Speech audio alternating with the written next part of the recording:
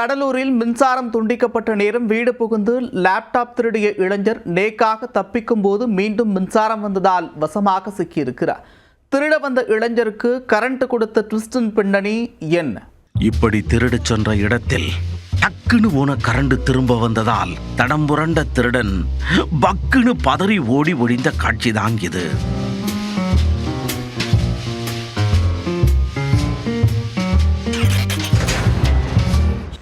சோதனை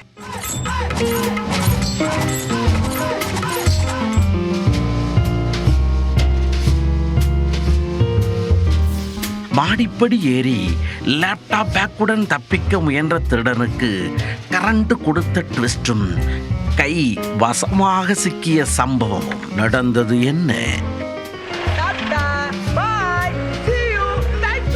கடலூர் மாவட்டம் குறிஞ்சிப்பாடியைச் சேர்ந்த முருகன் என்பவர் பாண்டிச்சேரியில் உள்ள ஐடி நிறுவனத்தில் பணிபுரிந்து வருகிறார். கடந்த 31ஆம் தேதி வீட்டை பூட்டிவிட்டு குடும்பத்துடன் வெளியூருக்கு சென்றுள்ளார்.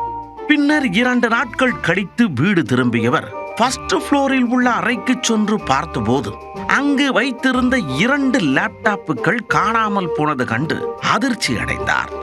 உடனே சிசிடிவி காட்சிகளை பிளே செய்து பார்க்க அதில் உள்ளூர் திருடன் ஒருவன் மாடிப்படி ஏறி சென்று வீட்டின் பூட்டை உடைத்து 2 லேப்டாப்புகளையும் பேக்குடன் திருடிச் சென்றது பதிவாகியிருந்தது. திருடிய பேக்குடன் மெல்ல மெல்ல சத்தமில்லாமல் கீழே வந்தபோது போன கரண்ட் மீண்டும் தவக்கென வந்துள்ளது.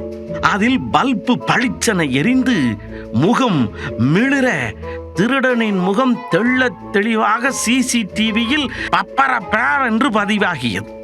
ஆத்தாடி, நல்லா தானே போயிட்டு இருந்துச்சு என ஷாக்கான திருடன் சிசிடிவி கேமராவை பார்த்து மீண்டும் மாடிக்கு திபுதிபுவென ஓடி ஒளிந்துள்ளார். பின்னர் மாடிப்படி வழியாகவே பின்பக்கம் தாவி லேப்டாப்புடன் தப்பித்துள்ளார்.